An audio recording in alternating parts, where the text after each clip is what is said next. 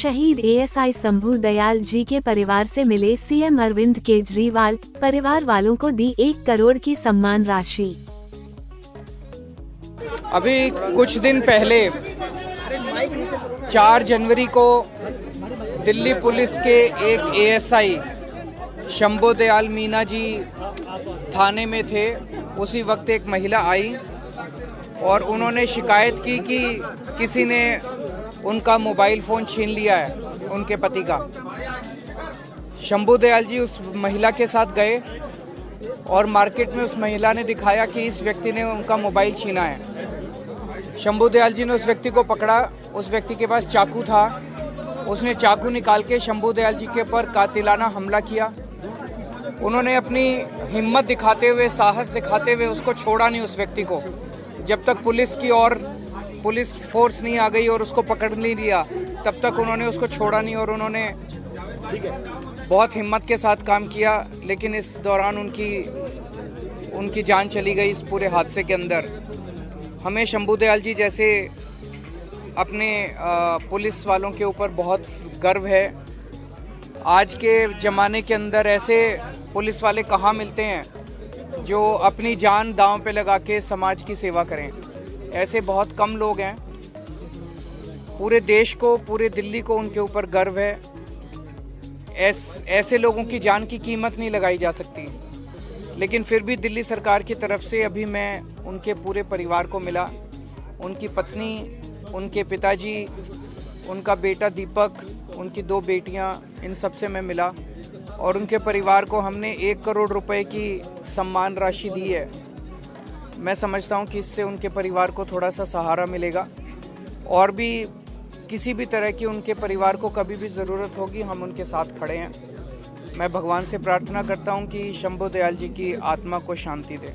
आपको बता दें, सहायक उपनिरीक्षक शंभू दयाल को थाने ले जा रहे स्नैचर ने 26 सेकंड में 13 बार चाकू मारा था।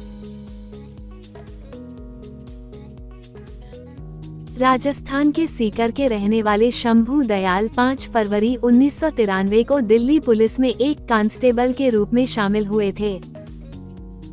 उनकी उम्र 57 साल थी और उन्होंने पुलिस बल में लगभग 30 साल सेवा की थी। उनके परिवार में उनकी पत्नी संजना, बेटा दीपक और 2 बेटियां गायत्री और प्रियंका हैं। देखिए, लखनऊ के बारे में ये सर्वविदित है कि पहले वो लक्ष्मण नगरी ही थी। नवाबों की नगरी कही जाने वाली उत्तर प्रदेश की राजधानी लखनऊ का नाम बदलने की चर्चा जोरों पर है। सीएम योगी आदित्यनाथ के एक ट्वीट के बाद इसकी चर्चा तेज हो गई। प्रधानमंत्री नरेंद्र मोदी ने सोमवार को प्रदेश के मुख्यमंत्री योगी आदित्यनाथ से मुलाकात की। इस दौरान योगी आदित्यनाथ ने ट्वीट किया, जिसमें लिखा, शेषावतार भगवान श्री लक्ष्मण जी की पावन नगरी लखनऊ में आपका हार्दिक स्वागत व अभिनंदन। इस ट्वीट के साथ इस तस्वीर को अमौसी एयरपोर्ट पर राज्यपाल आनंदीबेन पटेल के साथ प्रधानमंत्री नरेंद्र मोदी का स्वागत करते हुए खींचा गया था। अब इस ट्वीट के बाद लोगों को लगने लगा है कि अब लखनऊ का नाम ही बदलने वाला है। सीएम योगी ने तो नाम बदलने को लेकर कुछ लिखा नहीं है, लेकिन लखनऊ को लक्ष्मण जी की पावन नगरी लिखे जाने पर लोग इसे लखनऊ नगरी का नाम बदलने का संकेत समझ रहे हैं। वहीं अब प्रतापगढ़ से भाजपा के सांसद ने प्रधानमंत्री नरेंद्र मोदी को पत्र लिखकर लखनऊ का नाम बदलकर लक्ष्मणपुर या लखनपुर करने की मांग की है। हालांकि सरकार पहले ही लखनऊ में चौधरी चरण सिंह एयरपोर्ट के बाहर लक्ष्मण की प्रतिमा लगाने की घोषणा कर चुकी है। ऐसी मान्यता है कि भगवान श्री राम ने शहर को भाई को उपहार में दिया था। भाजपा सांसद संगम लाल गुप्ता ने प्रधानमंत्री मोदी को पत्र लिखकर लखनऊ का नाम बदलकर लक्ष्मणपुर या लखनपुर करने की मांग की है। वहीं इस बात को लेकर अब राजनीति गरमाने लगी है। देखिए, लखनऊ के बारे में ये सर्वविदित है कि पहले वो लक्ष्मण नगरी ही थी। अब जैसा जैसा स्थितियां हैं उस अनुसार हम लोग आगे बढ़ रहे हैं। नाम बदलना चाहिए कि नहीं बदलना चाहिए? अब ये जैसी स्थिति होगी हम आपको पुनः बताएंगे। कुछ काम करोगे, महंगाई घटाओगे, बेरोजगारी खत्म करोगे, उस दिशा में बढ़ोगे, कुछ गरीबों के लिए करोगे, वो नहीं करोगे, नाम बदल दो। क्या नाम बदल देने से समस्याओं का समाधान होगा? तो मैं तो ये सिर्फ कहना चाहता हूँ कि चूंकि समस्याएं सुलझाए नहीं सुलझ रही हैं, गरीबी और बढ़ रही है, अडानी जैसे लोग अमीर हो रहे हैं, तो नाम बदल।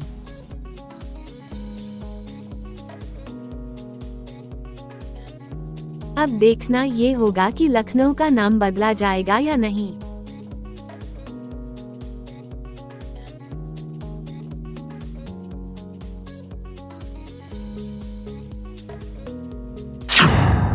लखनऊ का नाम परिवर्तित करके उसको लखनपुरी करें या लक्ष्मणपुरी करें। लखनऊ में कई सारे ऐसे स्थल हैं जो आज लक्ष्मण के नाम से जाने जाते हैं। हमारी आने वाली पीढ़ी भी उसी गुलामी में बंधी रहे, उससे ऊपर उठकर हम अपनी संस्कृति को आगे बढ़ाएंगे। जब इस देश पे मुगलों ने राज किया था तो वो लखनऊ लक्ष्मणपुरी के नाम से जाना जाता था, और भगवान प्रभु श्री राम ने अपने अनुज लखन को लखनऊ की विरासत दिया था, और मुगलों ने उसका नाम चेंज करके उसको लखनऊ नवाबों का शहर बना दिया था। आज हम आजादी के अमृत काल में प्रवेश कर चुके हैं, और आज भी हम गुलामी की मानसिकता आने वाली अपनी पीढ़ी पे नहीं ढकेलना चाहते, और हम लोग उस गुलामी से जब बाहर निकल चुके हैं, अब तो अपनी जो विरासत है उसको पुनः लाना, क्योंकि हमारी सरकार राष्ट्र के निर्माण की बात करती है, हमारी सरकार सनातन धर्म को आगे बढ़ाने की बात करती है। जहां पर आप देखिए अयोध्या में प्रभु श्री राम का मंदिर बन रहा है, पूरी दुनिया का एक आकर्षण केंद्र है, और 14 साल तक वनवास प्रभु श्री राम के साथ लक्ष्मण जी ने भी किया था। और लखनऊ में कई सारे ऐसे स्थल हैं जो आज लक्ष्मण के नाम से जाने जाते हैं। तो मैं तो सरकार से भी ये मांग करूंगा कि ये जो विरासत है उसको पर्यटन के रूप में विकसित भी करें, और लखनऊ का नाम परिवर्तित करके उसको लखनपुरी करें या लक्ष्मणपुरी करें। क्योंकि जिस तरीके से 2014 के बाद हमारी देश की कई सारी धरोहर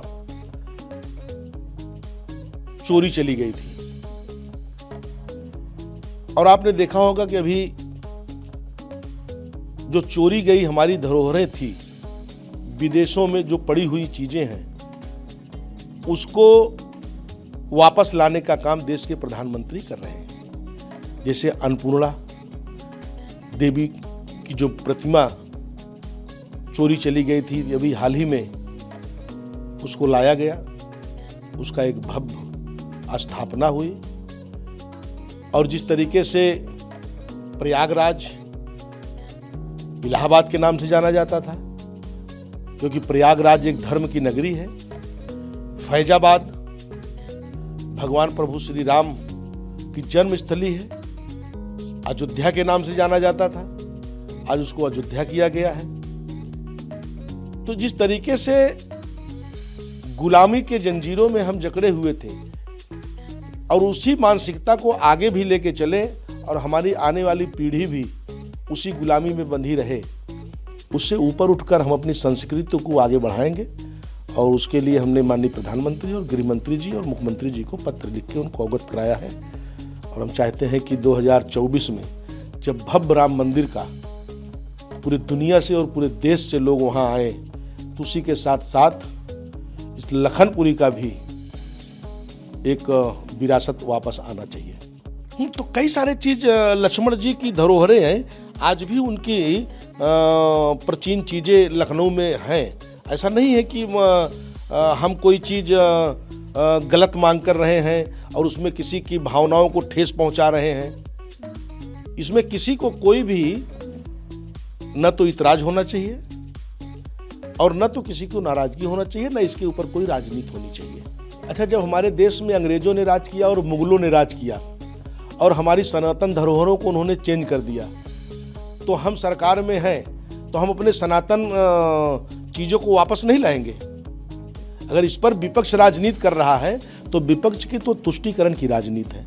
विपक्ष देश के, क्योंकि हम राष्ट्र के निर्माण की बात करते हैं, हम सनातन धर्म की बात करते हैं, हमारा एजेंडा रहा निरंतर कि हम राम मंदिर को बनाएंगे, हम बाबा विश्वनाथ कॉरिडोर को बनाएंगे, हम माँ विंध्यवासिनी कॉरिडोर को बनाएंगे। तो हम सनातन धर्म को आगे बढ़ाने के लिए काम करते हैं, हम राष्ट्र निर्माण की बात करते हैं, हम तुष्टीकरण की राजनीति नहीं करते हैं। विपक्ष के पास कोई मुद्दा नहीं है। विपक्ष को तो खुश होना चाहिए कि अंग्रेज इस देश को छोड़कर चले गए, मुगल इस देश को चले गए, और आज हम अगर देश में हैं तो आज भी उस गुलामी को हम झेलते रहें और हमारी आने वाली पीढ़ी भी उसके दिमाग में वो गुलामी आज भी भरी रहे, ऐसा बिल्कुल ठीक नहीं है।